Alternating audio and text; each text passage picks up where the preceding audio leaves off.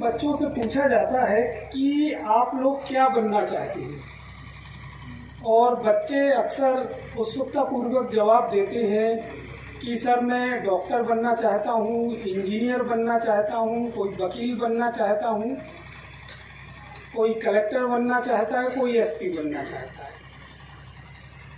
परंतु मैं कहता हूँ ये तो बाई प्रोडक्ट है, यानी ये तो उत्पाद है। एक बच्चा, मैं कॉटन इंस्टीट्यूट में पीएससी के इंटरव्यू लेता हूँ, तो हम अक्सर बच्चों से यही पूछते हैं इंटरव्यू के समय भी, आप क्या बनना चाहते हैं, तो वो भी यही बताते हैं कोई डिप्टी कलेक्टर, डीएसपी यही बनना चाहते हैं। परंतु एक बच्ची आई और हमने पूछा कि बेटा आप क्या बनना चाहते हो, तो बच्ची ने कहा कि सर मैं इस दुनिया में खुश रहना चाहती हूँ और एक अच्छा इंसान बनना चाहती हूँ। बाकी खुश रहने के लिए, इनकम अर्जित करने के लिए आप नौकरियां करते हैं, सही बात है, परंतु उस पढ़ाई लिखाई का कोई अर्थ नहीं रह जाता जब तक आपको औपचारिक शिक्षा प्राप्त ना हो। अब जैसे औपचारिक शिक्षा या व्यवहारिक शिक्षा क्या होती है, जरा उसको हम उदाहरण के माध्यम से समझते हैं। सपोज करिए एक गली में 3 लड़के खड़े हुए हैं, फिर से मैं कह रहा हूँ 3 लड़के खड़े हुए हैं सपोज करिए, और वहाँ से 3 छात्राएं गुजर रही हैं, तो आपकी मानसिक मनोस्थिति क्या होती है, क्या सोचते हैं आप लोग? आपके कुछ दिमाग में चल रहा होगा कि सर ये सोचते हैं, वो सोचते हैं।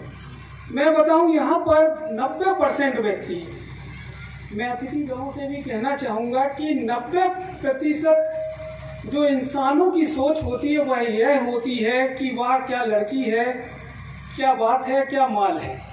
चूँकि मैं ग्वालियर से हूँ तो यहाँ की लोकल भाषा है, यही लगभग 90% इंसानों की सोच है। क्या आपने सोचा कि ये जो लड़की जा रही है वो मेरी बहन जैसी है, मेरी भाभी जैसी है? ऐसी विचार आपके मन में आए? नहीं आते शायद। यह हमें कहाँ से यह शिक्षा प्राप्त हो रही है? जाहिर सी बात है कि कहीं ना कहीं हमारे पूर्वजों से शिक्षा प्राप्त हुई होगी। एक और उदाहरण मैं आपके सामने प्रस्तुत करता हूँ। यहाँ पालकगण भी दिख रहे हैं मुझे, बच्चों के फादर भी दिख रहे हैं, या ऐसे लोग हैं जिनके निश्चित रूप से बेटा बेटी हैं। मंच पर उपस्थित जितने भी सज्जन हैं उनसे भी मैं पूछना चाहूँगा, अगर 2 दिन बाद न्यू ईयर आ रहा है, आपका बेटा आपके पास आकर बोलता है कि पापा नया साल आ रहा है, मुझे अपने दोस्तों के साथ नया साल एंजॉय करना है और 12 बजे तक पार्टी चलेगी और मैं लगभग 1 बजे तक घर वापस आ जाऊँ। तो मैं यहाँ पर जितने भी पेरेंट्स बैठे हैं उनसे पूछना चाहूँगा, कितने लोग इजाज़त देंगे? हाथ खड़ा करिए जरा अपने बच्चे को। कितने लोग कहेंगे कि ठीक है, हाँ पार्टी कर लीजिए? शर्माइए मत, व्यवहारिक क्वेश्चन है। आप हाथ उठाइए कि हाँ अपने बच्चे को कितने लोग इजाज़त देंगे? हो सकता है कि मंच पर बैठे अतिथिगणों से भी मैं यही क्वेश्चन करूंगा कि कितने लोग इजाज़त देंगे। यहाँ पर बड़े उसके साथ हमारे प्रांत अध्यक्ष आकाश के जगन सोलंकी जी माननी ने हाथ खड़ा किया है कि मैं अपने बच्चे को इजाज़त दूंगा कि आप जाओ पार्टी करो, परंतु यहाँ पर संकोच बस आप लोग हाथ खड़ा नहीं कर रहे। मैं यह जानता हूँ लगभग 90% लोग अपने बच्चे को इजाज़त दे देंगे कि भाई जाओ न्यू ईयर की पार्टी करो। अब वही क्वेश्चन विपरीत हो जाता है। अगर आपकी बच्ची आपके पास आती है, कहती है कि पापा 2 दिन बाद न्यू ईयर है, मुझे भी अपनी फ्रेंडों के साथ पार्टी में जाना है और 12 साढ़े 12 बजे तक हम घर वापस आ जाएंगे। अब वही मैं क्वेश्चन फिर से करूं कि अब आप लोग कितने लोग इजाजत देंगे अपनी बिटिया को? पीछे से आवाज आई कंडीशनल होगी, ठीक है, परंतु ऐसा दोहरा चरित्र क्यों? लड़के के मामले में कुछ अलग और लड़की के मामले में कुछ अलग। मैं बताता हूं होता क्या है कि जो 90% व्यक्ति अपने बेटे को पार्टी का आयोजन करने देंगे न्यू ईयर की, और 5 या 6% ही पेरेंट्स ऐसे होंगे जो अपनी बेटी को इजाजत देंगे। आप सोचते नहीं है कहीं क्या? आप सोचते हैं पीछे से आवाज आई कि कंडीशनल होगी, कि भैया कुछ दुविधा हो सकती है, लड़की वाली बात है, माहौल खराब है, हो सकता है पेरेंट्स के दिमाग में चल रहा और चलता भी है। परंतु आप ये नहीं सोचते कि आप जो अपने बेटे को जो इजाजत दे रहे हो, वही बेटा जाकर न्यू ईयर की पार्टी में लड़की को छेड़ता है, तो कहीं ना कहीं आप बढ़ावा तो दे ही रहे हो। आपने अपने बेटे को यह शिक्षा दी कि बेटा अगर आप जाओगे तो आपको क्या करना है, आपने नैतिक शिक्षा दी क्या? मेरे ख्याल से 90% पेरेंट्स नैतिक शिक्षा के नाम पर नहीं देती। तो हमें सोचना होगा कि ऐसी शिक्षा का क्या फायदा जो हम पढ़ते रहें, रटते रहें, याद करते रहें। हमें चाहिए व्यवहारिक शिक्षा, व्यवहारिक ज्ञान। चलिए, मुझे कैरियर गाइडेंस के रूप में यहाँ आमंत्रित किया गया है और मुझे लगता है कि सारे बच्चों के पास पीपीटी पहुँच गई होगी। पहले यह पावर पॉइंट प्रेजेंटेशन कुछ अलग तरीके से होना था, परंतु पीपीटी के माध्यम से अब हम आपके सामने हैं और मैं आपसे यह गुजारिश करूंगा, विनती करूंगा कि इसका फायदा आपको तभी मिलेगा जब आप जो सामने पीपीटी है उसको ध्यानपूर्वक देखिए।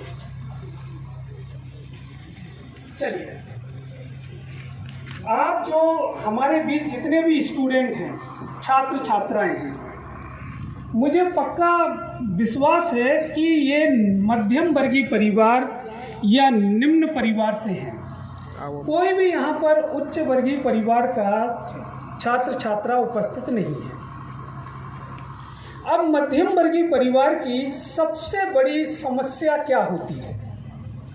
हर पेरेंट्स अपने बच्चे को बड़ा होते हुए देखना चाहता है, उच्च शिक्षा ग्रहण करना देखना चाहता है, आईएएस आईपीएस बनाने का सपना लिए हुए होता है। परंतु हमें क्या करना है? हमें इन पदों पर पहुंचने के लिए जो आपका पार्ट है मेहनत और सिर्फ मेहनत। इस मेहनत को दूसरा व्यक्ति नहीं कर सकता, आपके टीचर नहीं कर सकते, वह मेहनत आपको ही करनी है। भगवान भी आए तो वो भी मेहनत नहीं कर सकता। और दूसरा पार्ट है सही दिशा में मेहनत। अब सही दिशा में मेहनत कैसे हो, उसके लिए टीचर उपस्थित हैं। आपके जो टीचर हैं, आपके स्कूल के टीचर, कॉलेज के टीचर, या मैं भी हो सकता हूं, या मंच पर बैठे समस्त अतिथिगण भी एक शिक्षक की भूमिका में हैं। शिक्षक को क्यों सही दिशा पता होती है? क्योंकि वह पेपर दे दे के उस अनुभव के दौर से गुजर चुका होता है। अतः दो काम हैं आपके पास, एक तो मेहनत है और दूसरा सही दिशा में मेहनत है। चलिए, एक शेर याद आ रहा है मुझे, किसका है मुझे भी नहीं पता, परंतु अभी याद आया तो मैंने कहा आपको सुनाऊं। सफलता मिले या ना मिले, सफलता मिले या ना मिले, ये तो मुकद्दर की बात है, पर हम कोशिश भी ना करें ये तो गलत बात है।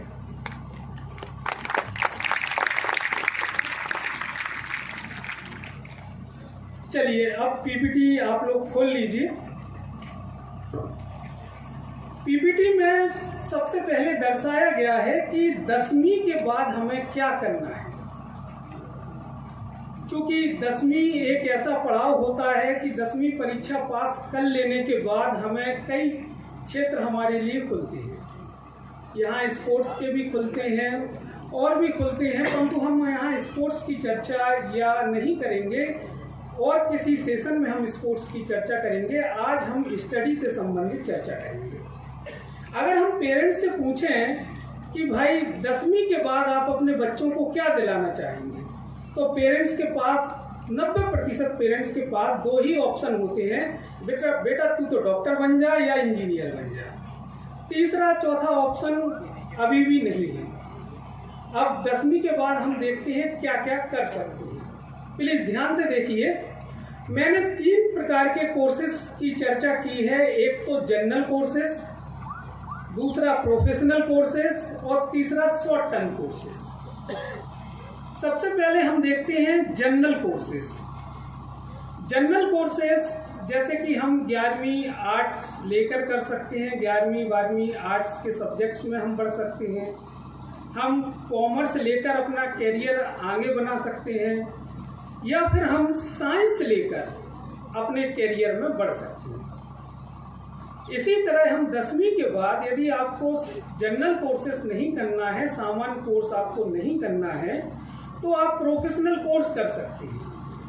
प्रोफेशनल कोर्स में आप पॉलीटेक्निक कोर्स कर सकते हैं, ITI का कोर्स कर सकते हैं, या पैरा मेडिकल से संबंधित कोर्स कर सकते हैं। यदि आपको लगता है कि यार 10वीं के बाद हमें यह भी नहीं करना है, तो कई प्रकार के शॉर्ट टर्म कोर्स होते हैं, यह सर्टिफिकेट और डिप्लोमा कोर्स होते हैं, आप इनको कर सकते हैं। चलिए हम विस्तार से अब चर्चा करते हैं कि जनरल कोर्सेज की तीनों स्ट्रीम क्या है। तीनों स्ट्रीम मतलब आर्ट्स, कॉमर्स और साइंस। सबसे पहले आर्ट्स को देख लेते हैं। 10वीं करने के बाद आप 11th आर्ट्स से कर सकते हैं। अधिकतर लोग यह सोचते हैं कि आर्ट्स काफ़ी हल्का सब्जेक्ट होता है, जिसके परसेंटेज कम होते हैं, वह व्यक्ति आर्ट्स लेता है। ऐसा नहीं है। आर्ट्स में भी हमें काफ़ी पढ़ना होता है, काफ़ी मेहनत करनी होती है। और मैं आपको बता दूं कि अधिकतर जो भारत की उच्च सेवाएं हैं, उच्च परीक्षाएं, जैसे UPSC का एग्जाम, जैसे कि स्टेट PSC का एग्जाम, जैसे कि SSC का एग्जाम, इन एग्जाम्स में आर्ट्स माध्यम से काफ़ी क्वेश्चन पूछे जाते हैं। अब हमें आर्ट्स किन सब्जेक्ट्सों से लेकर कर सकते हैं? आजकल हम आर्ट्स ऑनर्स कोर्स भी कर सकते हैं। उन सब्जेक्टों की लिस्ट मैंने दी है, मैं आपको पढ़ के सुना रहा हूँ, आप भी उस पर गौर करिएगा। आप हिस्ट्री से, ज्योग्राफी से, पॉलिटिकल साइंस से, इंग्लिश से, इकोनॉमिक्स से, साइकोलॉजी से, फाइन आर्ट्स से, सोशलॉजी से, पब्लिक एडमिनिस्ट्रेशन से, या किसी लिटरेचर से, कला के क्षेत्र में आप अपना 11वीं कर सकते हैं। इसके अलावा भी और कला के क्षेत्र में कोर्सेज हैं, परंतु जो इम्पोर्टेंट कोर्सेज हैं उनको लिया गया है। अगर आपको 10th के बाद कॉमर्स में आपकी रुचि है और आपको अकाउंटेंसी में इंटरेस्ट है, तो आप वाणिज्य ले लीजिए। और वाणिज्य में जो कैरियर होता है, जो आपका जो आगे नौकरियां प्राप्त होती हैं, वो प्राइवेट सेक्टर में ज़्यादा प्राप्त होती हैं।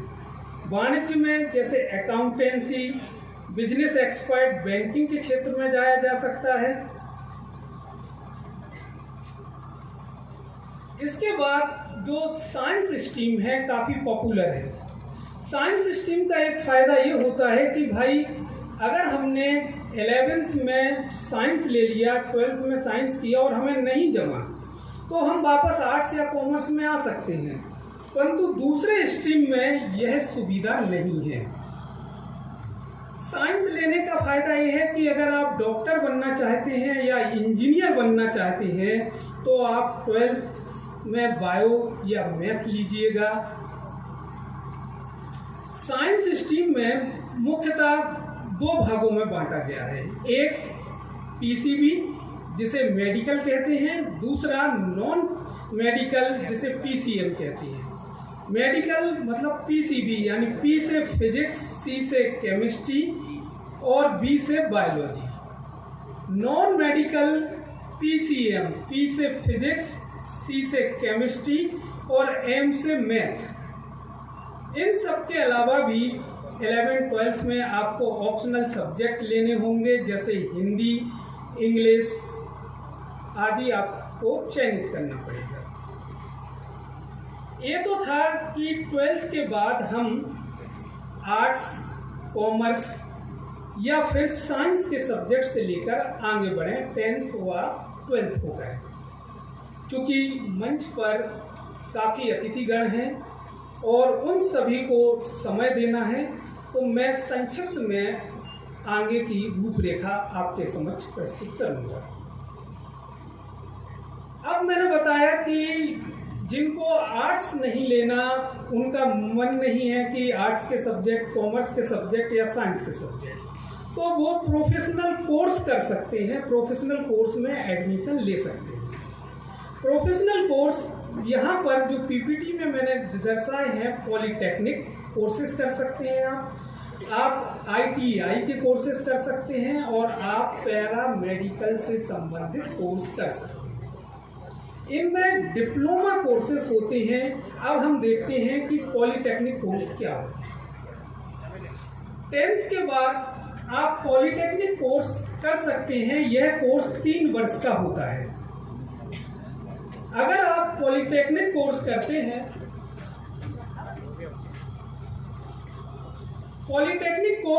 हैं, अगर आप, तो इसमें आपको एक एंट्रेंस टेस्ट जो राज्य सरकार द्वारा आयोजित किया जाता है उसको पास करना होता है।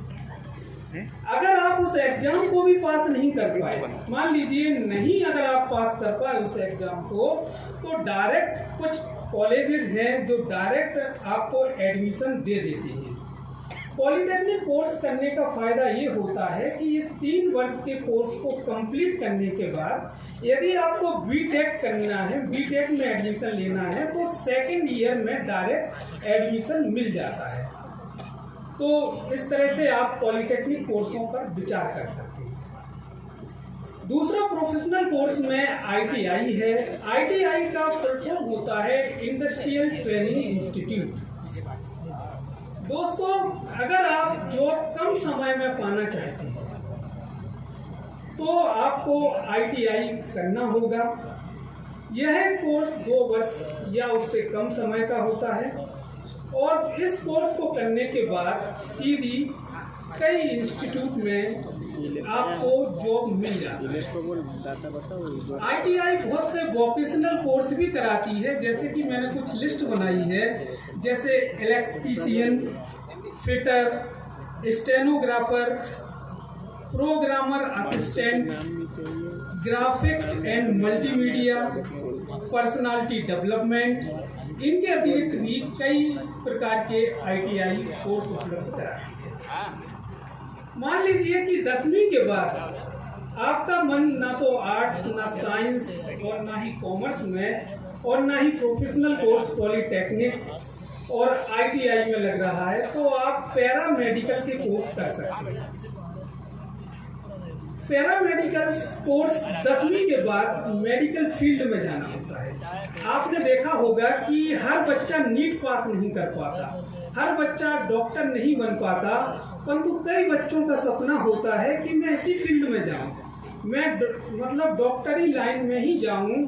तो कई कारणों से बच्चे पास नहीं कर पाते। एक आर्थिक स्थिति भी इसमें एक प्रमुख कारण है, क्योंकि इसकी नीट की कोचिंगें काफ़ी महंगी हैं, कॉस्टली है। अभी एक बच्ची मेडिकल के बारे में बता रही थी, तो और कुछ एक बच्ची बता रही थी आर्थिक स्थिति काफ़ी ठीक नहीं है, पर उसे बता रही थी गांव की मैं पहली डॉक्टर बनना चाहती हूँ। मैं सुन रहा था, बाई चांस बन जाएगी बच्ची, इतनी कॉन्फिडेंस है, बिल्कुल बनेगी। अगर बाई चांस कोई विपरीत परिस्थितियाँ हैं और हम नहीं कर पा रहे हैं कोर्स, तो हम पैरा मेडिकल की फील्ड में जा सकते हैं।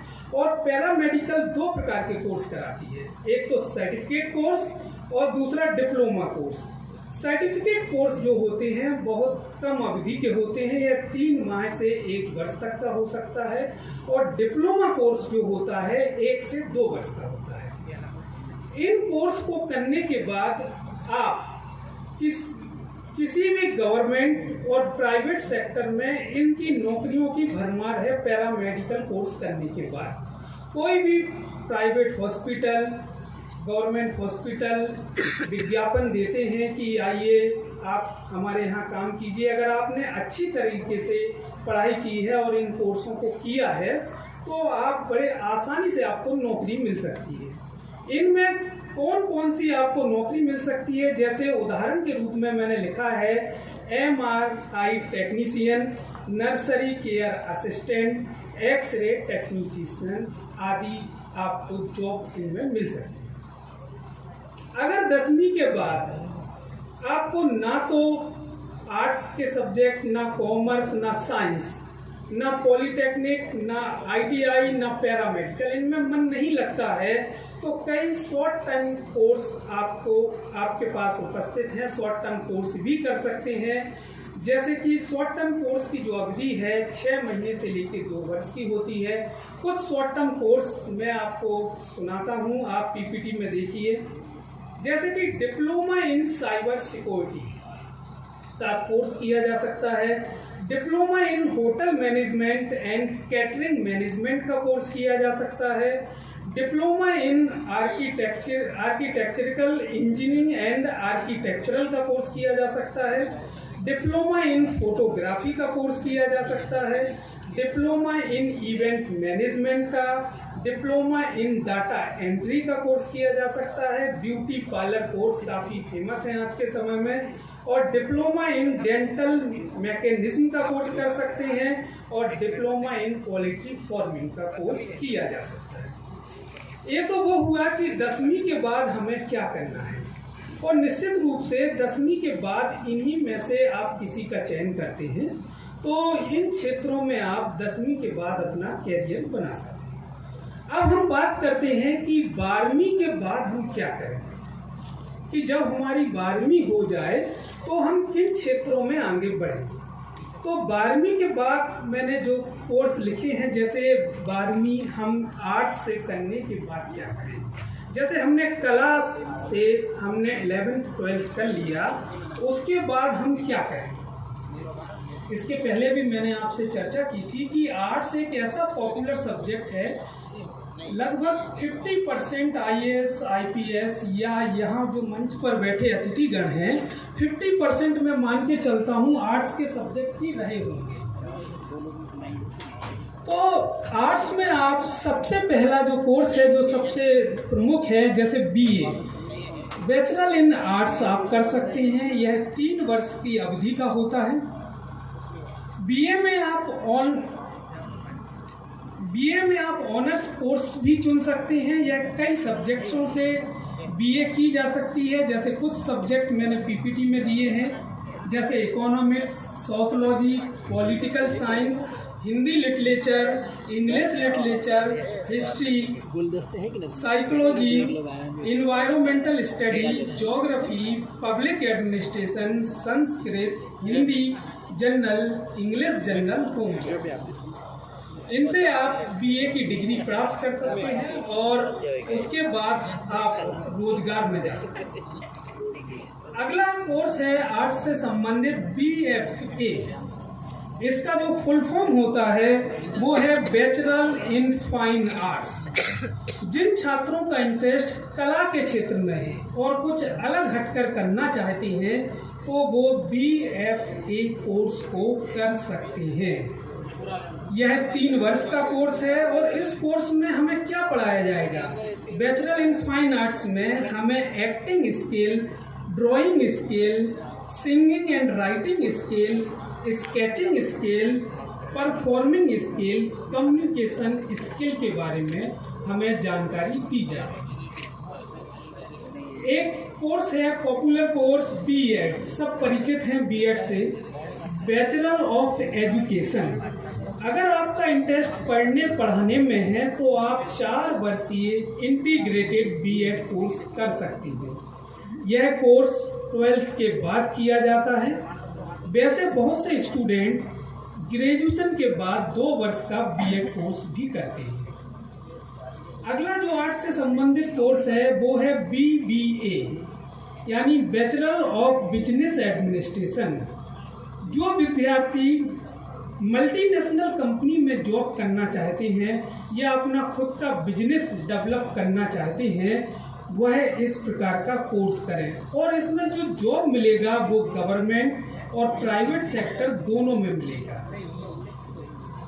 अगला है BMM bachelor of mass media, यानी जिन स्टूडेंटों का उद्देश्य पत्रकारिता में या मीडिया के क्षेत्र में है उनको यह BMM यानी बैचलर ऑफ मास मीडिया का कोर्स करना चाहिए। इस कोर्स में newspaper, radio, film, TV, public relation, marketing, advertising आदि के बारे में पढ़ाया जाता है। अगर आप यह भी कोर्स नहीं करना चाहते, 8 सब्जेक्ट से हैं, तो आप BFD कोर्स को कर सकते हैं। BFD कोर्स है बैचलर ऑफ फैशन डिजाइनिंग। यदि आपका इंटरेस्ट नए नए कपड़ों के डिजाइन तैयार करने में या मंच पर फैशन को करने में है तो आपको इस कोर्स को करना होगा, और यह कोर्स आजकल बहुत पॉपुलर है। इसकी जो अवधि है वह 3 वर्ष की है। अगला जो कोर्स है BHM, यहाँ BM लिखा है उसको BHM कर लीजिए, गलती से लिख गया है। इसे बैचलर ऑफ होटल मैनेजमेंट कहते हैं। यदि आपका जो रुचि होटल से संबंधित क्षेत्र में है कि हम होटल का मैनेजमेंट कैसे करें, हम होटल की साफ सफाई कैसे रखें आदि से संबंधित है, तो आप इस कोर्स को कर सकते हैं। और इस कोर्स की जो अवधि है, ड्यूरेशन है 3 से 4 वर्ष का है। अगला जो कोर्स है वो है BEM अर्थात बैचलर ऑफ इवेंट मैनेजमेंट। हम जब शादी समारोह में, पार्टी में, बर्थडे पार्टी में आजकल एक इवेंट मैनेजर की आवश्यकता होती है। और इवेंट मैनेजर की क्यों आवश्यकता होती है? क्योंकि उसको इस तरह के कार्यों को करने का अच्छा खासा अनुभव होता है, और आजकल यह भी बड़ा पॉपुलर कोर्स हो गया है, और यह भी 3 वर्ष की अवधि का है। LLB कोर्स काफी पॉपुलर है, सब लोगों ने सुन रखा है। बैचलर ऑफ लॉ, यदि कानून के जानकार एडवोकेट बनने के लिए यह कोर्स किया जाता है। यह कोर्स 2 प्रकार से किया जा सकता है। 12th के बाद भी यह कोर्स कर सकते हैं। 12th के बाद जो इस कोर्स की जो अवधि है वह 5 वर्ष होगी, और अगर ग्रेजुएशन की बात करते हैं तो इस कोर्स की अवधि 3 वर्ष होगी। फॉरेन लैंग्वेज कोर्स, यदि आपका इंटरेस्ट विदेशी भाषा को सीखने में है, विदेशी भाषाओं को जानने पढ़ने में है, तो आप German, Spanish, French, Korean, Chinese, Japanese, Persian आदि भाषा के कोर्स कर सकते हैं। इन भाषाओं को सीखने के बाद आप ट्रांसलेटर बन सकते हैं, टूरिस्ट गाइड बन सकते हैं, लेक्चरर बन सकते हैं, एम्बेसी में आदि में आप जॉब कर सकते हैं। इस कोर्स की भी अवधि 3 वर्ष की होती है। यदि यह भी कोर्स 12वीं के बाद नहीं आ रहा पसंद, तो एक कोर्स और है bachelor in travel and tourism. पूरे क्षेत्र में, पूरे विश्व में सबसे अधिक रोजगार देने वाला यह कोर्स है। इस कोर्स से लाखों करोड़ों लोग जुड़े हुए हैं। अगर आपको घूमने फिरने का शौक है तो आप यह कोर्स करिए। यह कोर्स 3 वर्ष का होता है। यह कोर्स की लिस्ट तो वो है जो 12th आर्ट्स के बाद क्या करें, तो 12th आर्ट्स करने के बाद हम इन कोर्सेज को कर सकते हैं। अब हम देखते हैं कि जिनने कॉमर्स लिया है, 12th कॉमर्स करने के बाद वो क्या करें। तो पहला कोर्स कॉमर्स से है BCom, इसे बैचलर ऑफ कॉमर्स बोलते हैं। आप 12th के बाद कॉमर्स कर सकते हैं या 3 वर्ष की अवधि का कोर्स। अगर कॉमर्स के क्षेत्र में BCom नहीं करना है तो आप CA का कोर्स कर सकते हैं। CA का जो फुल फॉर्म है चार्टेड अकाउंटेंसी है। CA का जो मुख्य कार्य होता है वित्तीय लेखा जोखा तैयार करना, वित्तीय सलाह देना, ऑडिट अकाउंट का विश्लेषण करना और टैक्स से संबंधित काम करना होता है। बड़ी बड़ी मल्टीनेशनल कंपनी, बैंक में इस कोर्स को करने के बाद अच्छा जॉब प्राप्त हो जाता है। सीए का जो कोर्स होता है इसकी अवधि 5 वर्ष की होती है। कॉमर्स में एक और कोर्स है, उस कोर्स का नाम है BAF, bachelor of accounting and finance. यदि आपका इंटरेस्ट अकाउंटेंसी एंड फाइनेंस में है तो आप यह 3 वर्ष का कोर्स कर सकते हैं।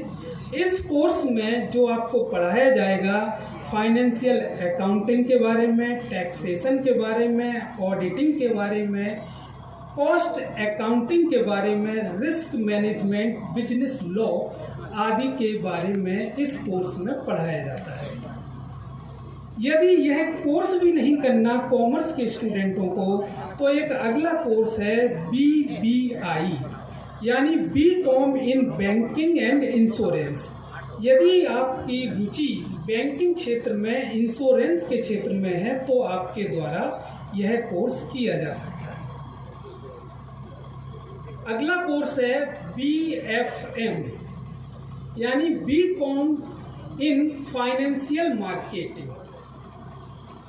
इस कोर्स में आपको फाइनेंस एंड मनी, इन्वेस्टमेंट, दोस्तों ये जो मैंने बताए थे कि 12th के बाद आप आर्ट्स लेकर क्या क्या कोर्स कर सकते हैं और कॉमर्स लेकर क्या क्या कोर्स कर सकते हैं। अब हम देखते हैं कि जिन बच्चों ने साइंस लिया है 12th, वो क्या क्या कर सकते हैं। साइंस में 3 तरह के स्टूडेंट होते हैं। पहले स्टूडेंट जो PCM वाले, जिनका सब्जेक्ट फिजिक्स, केमिस्ट्री और मैथ होता है। दूसरे स्टूडेंट PCB वाले, जिनका सब्जेक्ट फिजिक्स, केमिस्ट्री और बायोलॉजी होता है। और तीसरे स्टूडेंट PCMB, जिनको फिजिक्स, केमिस्ट्री, मैथ और बायोलॉजी साथ साथ चलता है। और ये जो PCMB वाले स्टूडेंट होते हैं वो PCM और PCB की किसी भी कोर्स को कर सकते हैं अगर उन्होंने 12th किया है। सबसे पहले हम देखते हैं फिजिक्स, केमिस्ट्री और मैथ से क्या कोर्सेज किए जा सकते हैं। सबसे पहली डिग्री है बैचलर ऑफ साइंस, BSc। सबको पता है अवधि 3 वर्ष है, इसलिए इस पर ज़्यादा हम डिस्कस नहीं करेंगे। कोर्स है अगला BTech या BE, इसकी अवधि 4 वर्ष की है। इस कोर्स को करने के लिए एक पात्रता परीक्षा सरकार द्वारा आयोजित होती है, उसको आपको देना होता है। और यदि उस पात्रता परीक्षा में आप बाई चांस नहीं पास हो पाते तो बहुत से कॉलेज और संस्थाएं हैं जो डायरेक्ट BTech में आपको एडमिशन देती हैं। अगर आपको BTech नहीं करना है मैथ वाले छात्रों को तो BArch कर सकते हैं, बैचलर ऑफ आर्किटेक्चर। इसकी अवधि 5 वर्ष की होती है। इस कोर्स की कोर्स में जो हमें सिखाया जाएगा, कंस्ट्रक्शन डिजाइनिंग के सारे कार्य सिखाए जाएंगे, जैसे कि बिल्डिंग डिजाइन कैसे करना है, टावर को डिजाइन कैसे करना है, ब्रिज डिजाइनिंग कैसे होगी, शॉप बनाना, शॉपिंग मॉल बनाना है तो उसका डिजाइन कैसे तैयार करेंगे, और स्कूल और कॉलेज की बिल्डिंगों का डिजाइन कैसे तैयार किया जाएगा, इस कोर्स में आपको बताया जाएगा। BCA कोर्स भी मैथ वाले स्टूडेंट कर सकते हैं, बैचलर ऑफ कंप्यूटर एप्लीकेशन। पहले भी इसकी चर्चा हो चुकी है, कॉमर्स में भी किया जा सकता है। इसमें अगर यह कोर्स भी मैथ वाले बच्चों को नहीं पसंद है तो आप बैचलर ऑफ नॉटिकल साइंस का कोर्स कर सकते हैं। अगर आपको समुद्र की गहराइयाँ पसंद हैं और आप समुद्री परिवेश, समुद्री जो इकोसिस्टम है, पारितंत्र हैं, उसको जानना चाहते हैं तो आपको यह कोर्स करना होगा। इस कोर्स की अवधि 3 वर्ष की होती है और इस कोर्स को करने के बाद मरीन इंजीनियरिंग में आपको जॉब प्राप्त होगा। जो PCM के स्टूडेंट हैं, फिजिक्स, केमिस्ट्री, मैथ, उनको अधिकतर डिफेंस में जॉब करने का काफ़ी मौका मिलता है। वह एनडीए में जा सकते हैं, नेशनल डिफेंस एकेडमी, नेवी में, आर्मी की तैयारी कर सकते हैं। ये तो था कि मैथ लेकर हम 12th के बाद क्या करें। अब हम देखते हैं कि जो बायोलॉजी के स्टूडेंट हैं वह 12th के बाद क्या करें। तो पहला है बायोलॉजी का फेमस कोर्स, प्रसिद्ध बीएससी बायोलॉजी। यह 3 वर्ष का है और इसमें बताने की कोई ज़्यादा आवश्यकता भी नहीं है। दूसरा है एमबीबीएस, जो काफ़ी फेमस कोर्स है और हर बच्चा, मैं यहाँ देख रहा था, सुबह सुन रहा था, या तो डॉक्टर बनना चाहता है या इंजीनियर बनना चाहता है, हर बच्चा। परंतु आज से सबसे पहले क्या बनेंगे, एक अच्छा इंसान बनेंगे, क्योंकि डॉक्टर, इंजीनियर, कलेक्टर, एसपी तो बाई प्रोडक्ट है। जब अच्छे इंसान होंगे तभी तो अच्छे समाज का निर्माण होगा, और जब अच्छे समाज का निर्माण होगा तो हमारा देश तरक्की करेगा। चलिए, MBBS bachelor of medicine and bachelor of surgery, इसमें नीट का एग्जाम क्वालिफाई करना होता है, तब आपको एडमिशन इसमें मिलेगा। अगर आप एमबीबीएस नहीं करना चाहते तो आप बीडीएस कर सकते हैं, बैचलर ऑफ डेंटिस्ट, दांत का डॉक्टर होता है, उसको किया जा सकता है। अगर इनको भी नहीं करना तो बीएससी बायोटेक या बायोटेक्नोलॉजी से कर सकते हैं। बीएससी जब बायोटेक्नोलॉजी से करते हैं तो मेडिकल और एग्रीकल्चर फील्ड में काफ़ी नौकरियां आपको इन क्षेत्रों में प्राप्त हो जाएंगी। यह 4 वर्षीय कोर्स है। अगर आपको इनमें भी मन नहीं लग रहा है तो आप बी फार्मा कर सकते हैं, बैचलर ऑफ फार्मेसी। यह 4 वर्ष का कोर्स होता है और इस कोर्स में फार्मेसी, दवाई या ड्रग्स से संबंधित जानकारी दी जाती है, और इस कोर्स को करने के बाद प्राइवेट क्षेत्र में काफ़ी नौकरियां हैं। यह भी कोर्स यदि बायो वाले स्टूडेंटों को नहीं करना है तो आप बीएससी नर्सिंग कर सकते हैं। बीएससी नर्सिंग का जो कोर्स है वो लड़का और लड़की दोनों के लिए है, और इस कोर्स में नर्सिंग मतलब कि देखभाल कैसे की जाती है वह सिखाया जाता है, और इस कोर्स को करने के लिए भी एक पात्रता परीक्षा होती है, और कई कॉलेज इसमें सीधे एडमिशन भी देते हैं।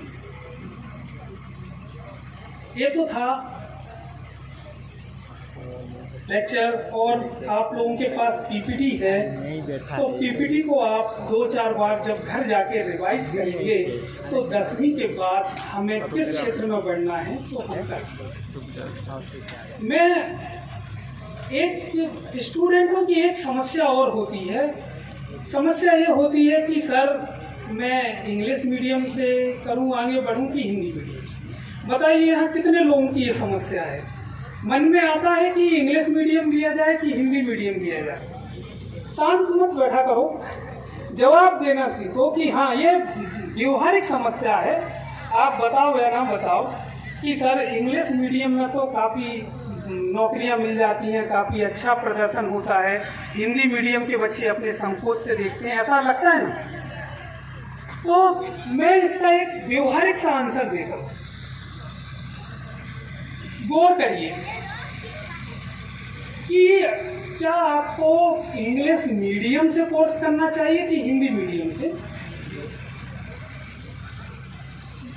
मैं आपको एक फॉर्म आया है, परीक्षा फॉर्म, या आपके मन में कुछ विचार चल रहा है कि परीक्षा फॉर्म को भरें, इंटरव्यू को दें। मान लीजिए किसी संस्था में इंटरव्यू हो रहा है तो आपका मन कहेगा कि इंग्लिश में दें कि हिंदी में दें। तो जो आपके मन में जब आप कुछ समय के लिए सोचते हैं, जिस भाषा में सोच रहे हैं, मन में जिस भाषा में थिंकिंग कर रहे हैं, जो परिवेश में है आपकी भाषा, उस भाषा को लें, चाहे वो इंग्लिश हो, चाहे हिंदी हो, चाहे मराठी हो। इन्हीं भाषाओं को लें जिनमें आप अपना अच्छे से अच्छा अभिव्यक्ति कर सकते हैं, प्रेजेंटेशन कर सकते हैं। उन भाषा को लेकर आप आगे बढ़ें, अन्यथा दिक्कत होगी। हम इंग्लिश मीडियम ले लेंगे और हम जिंदगी भर हिंदी मीडियम से पढ़ते गए तो ना तो हमारी हिंदी अच्छी हो पाएगी ना हमारी इंग्लिश अच्छी हो पाएगी। बस 2 मिनट और लूँगा। हम जो गरीब वर्ग से, मध्यम वर्गीय परिवार से, हम चाहते हैं कि जल्दी से जल्दी हमें गवर्नमेंट जॉब मिल जाए, हम अपने पैरों पर खड़े हो जाएं, हम अपने माँ बाप का कुछ सहारा बने। मैं आपको एक चीज़ स्पष्ट कर देना चाहता हूँ कि यदि आप मेहनत नहीं करेंगे तो ना तो एक सीमा तक पिता माता साथ देंगे, वह भी साथ देना छोड़ जाएंगे। उनको भी पता है कि अब इससे कुछ नहीं हो पाएगा। ना तो आपका भाई साथ देगा, ना बहन साथ देगी, ना परिवार का कोई सदस्य साथ देगा। गरीब व्यक्ति जिसकी नौकरी नहीं है, कुछ रोजगार नहीं है, कोई उसको पैसा उधार भी नहीं देगा। और आप मांग के देख लीजिएगा, कोई पैसा उधार भी नहीं देगा बिजनेस लगाने के लिए। तो मेरा कहने का तात्पर्य है कि भाई आप 20-21 साल के, जो यहाँ पर अधिकतर लोग 20-21 साल के हैं, और कुछ मुझे बच्चे ऐसे दिख रहे हैं जो 25 प्लस के भी हैं।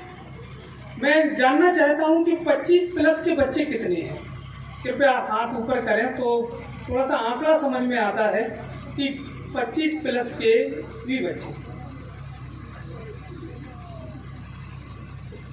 चलिए, अगर शर्मिंदगी के कारण अगर आप हाथ ऊपर नहीं कर पाते हैं तो एक बहुत बड़ा चिंता का विषय है, खेद का विषय है। कहने का सिर्फ अर्थ इतना है कि जो 18 और 20 साल का बच्चा है उस पर दबाव कम है। दबाव क्यों कम है? क्योंकि जो 25-26 साल का बच्चा है उसके लिए फादर का दबाव, दोस्तों का दबाव, कुछ ना कर पाने का दबाव, और जब ऐसे दबाव में आप एग्जाम देंगे तो सफलता कम है। और जो 18-20 साल के बच्चे हैं, यंग हैं, वो बिना दबाव के जब पेपर देंगे तो उन्हें सफलता ज़्यादा मिलेगी। कुल मिलाकर मेहनत का कोई विकल्प नहीं है, मेहनत आपको करनी है और मार्गदर्शन, सही दिशा में मार्गदर्शन वो टीचर को देना है। चलिए, इतना कहकर मैं अपना स्थान ग्रहण करूंगा। आज पीएल खरते साहब ने मुझे यहाँ आमंत्रित किया आकाश के इस मंच पर और बोलने का जो मुझे अवसर दिया, मैं अपने आप को गौरवान्वित महसूस कर रहा हूँ। जय जोहार।